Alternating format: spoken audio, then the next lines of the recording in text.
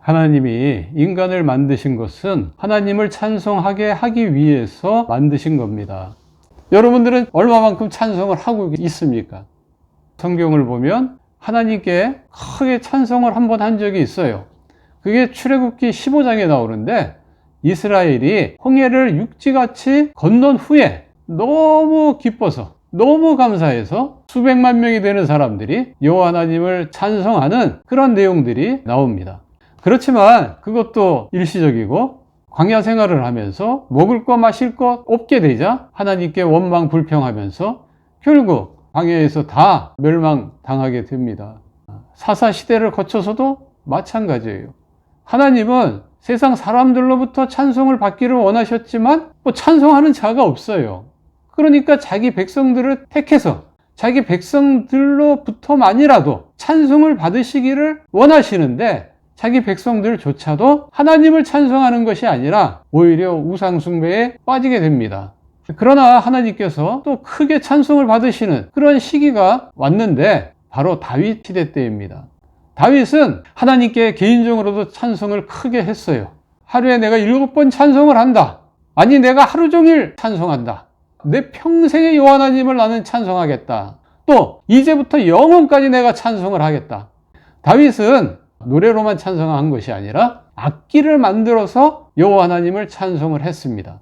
수금, 비파, 제금, 나팔, 이런 악기들을 만들었어요. 또 노년에 성가대를 24개나 만들었어요. 총 성가대 인원은 4,000명이고 그거를 24개로 나눴어요. 그러면 대략 한 170명 가까이 돼요. 그 가운데 12명 플러스 알파가 연주하는 사람들, 이렇게 170명 정도 되는 이 사람들이, 제사장들이 하나님께 아침 저녁으로 제사를 드릴 때마다 성막 앞에서 찬송을 했습니다. 이거를 다윗은 법제화를 했어요. 그래서 성경에서 이것을 다윗의 규례다 이렇게 표현을 하고 있어요. 그의 뒤를 이은 솔로몬 왕도 이렇게 다윗의 규례를 따라서 여호와 하나님을 찬송을 했습니다. 솔로몬은 성전을 건축한 후에 법궤를 지성소에다가 갖다 놓고 나올 때에 4,000명과 288명의 연주대를 동원해서 여호와 하나님을 찬송케 했어요. 그러자 그 여호와의 전안에 여호와의 영광이 가득 찼는데 구름이 가득 찼다라고 그렇게 성경에 나와 있습니다. 하나님이 너무 기쁜 거예요. 감동을 받으셨어요. 그러나 솔로몬 이후로 북이스라엘과 남유다로 나뉘어지게 됩니다. 북이스라엘의 모든 왕들은 베델과 단에다 금송아지를 만들어 놓고는 거기다가 경배를 하고 찬송을 하게 했습니다. 남유다도 마찬가지였는데, 남유다 가운데 그나마 다윗의 찬송 규례를 조금 실행한 왕들이 있었는데 여호사밧하고 히스기야 정도였습니다. 그 두 왕을 빼놓고는 결국 북이스라엘과 남유다 둘 다 우상숭배를 하다가 멸망을 당하게 됩니다. 하나님께서 이사야 선지자를 통해서 나의 찬송을 우상에게 내어주지 않겠다. 메시아를 보내서 다시금 찬송을 받으시겠다. 그렇게 해서 예언을 해 놓으셨습니다. 이스라엘이 70년간 포로 생활을 하고 귀환을 해서 성전을 다시 짓고 다윗의 규례대로 여호와 하나님을 찬송하게 됩니다. 느헤미야에 보면 성벽을 재건하고 여호와 하나님을 다시 찬송하게 돼요. 그러나 400여 년간의 암흑기를 거쳐서 예수님이 오시는 신약시대를 맞이하게 되는데요.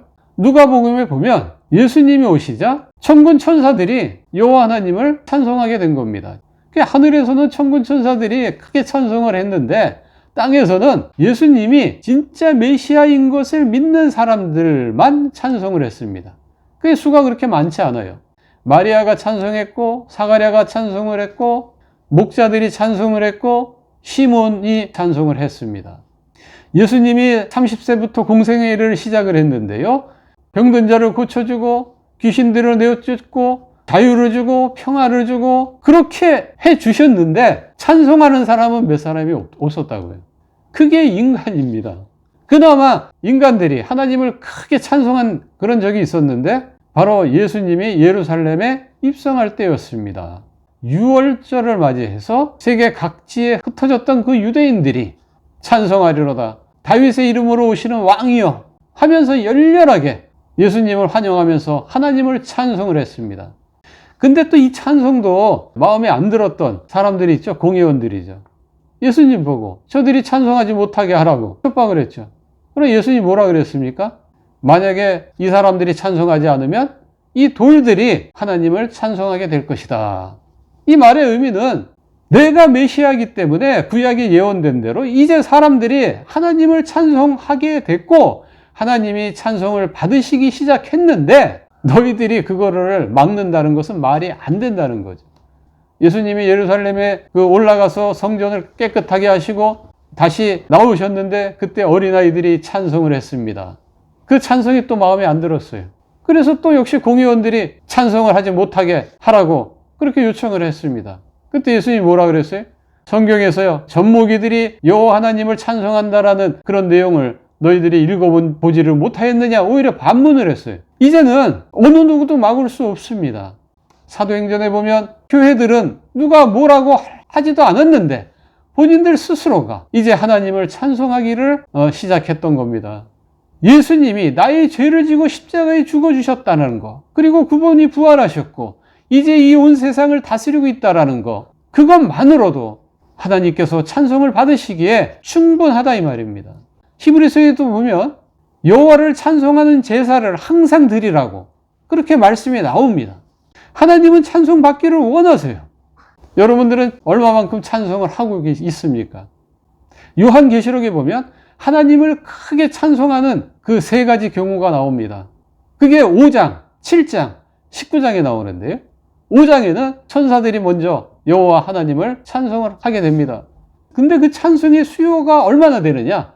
만만이요 천천이라 그랬단 말이에요. 만만은 만 곱하기 만이에요. 1억이야. 1억 되는 그 천사들이 죽임을 당하신 어린 양은 찬송받으시기에 합당하다 이렇게 찬송을 한단 말이에요.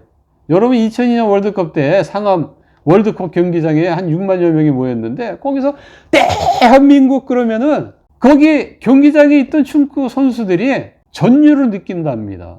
소름이 돋는데 감동을 받는데 그래서 열심히 뛸 수밖에 없답니다. 6만 정도가 아니라고 1억이라고 1억이 되는 천군 천사들이 하나님을 찬송을 한다고요. 한 목소리로. 그러면 화답 찬송을 하게 되는데 누가 화답 찬송을 하느냐? 유대 기독교인들 플러스 이방 기독교인들이 화답 찬송을 합니다. 보좌에 앉으신 어린 양에게 찬송과 존귀와 권능과 영광을 세세토록 돌릴지어다. 이렇게 찬송을 한다 이 말이에요. 얼마나 많겠어요?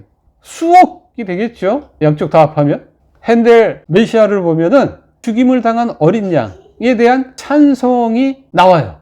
여러분들 잠깐 들어보시죠.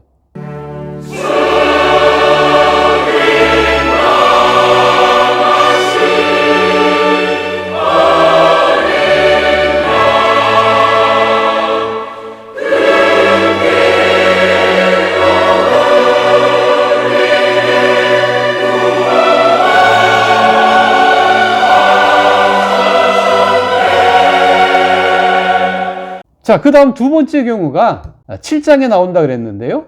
이번에는 먼저 간 성도들이 하나님을 찬송을 합니다. 구원하심이 보좌에 앉으신 어린 양과 하나님께 있도다. 그러면 화답 찬송을 이번엔 또 천군 천사가 합니다. 찬송과 존귀, 영광, 능력, 지혜, 감사, 힘, 하나님께 있도다. 아멘. 이 가사는 외워야 될 것 같아요. 왜냐하면 거기 가서 이제 이렇게 한다니까. 놀랍지 않습니까? 즐겁잖아. 많은 사람들이 2002년 그 월드컵을 좋은 추억으로 회상을 해요. 그때 막 대한민국 하면서 함께 소리 지르고 막 기뻐하고 즐거워하고 막 했던 그런 것들을 굉장히 좋은 추억으로 지금도 회상을 하고 월드컵이 다가오면 또 길거리 응원 나간단 말이야. 그게 좋기 때문에. 근데 천국에 가면 그렇게 한다니까. 나도 거기 껴있단 말이에요. 거기 껴가지고 여호와 하나님을 찬송한단 말이에요. 영원히 축제지 그냥. 계시록 21장에 보면 세 번째 큰 찬송이 나오는데요. 보좌에 앉으신 어린 양 예수님이 너희 여호와의 종들아 하나님을 찬송하라 그런다고. 그러면은 할렐루야 주 우리 하나님 곧 전능하신 이가 통치하시도다. 그렇게 또 찬송을 해요. 한쪽에서. 그럼 또 다른 한쪽에서 화답을 하는데 우리가 즐거워하고 크게 기뻐하며 그에게 영광을 돌리세 그런다. 핸델의 메시아에 보면 할렐루야가 있죠. 거기 여호와 하나님께서 통치하신다라는 그 찬송이 나옵니다. 잠깐 들어보시죠.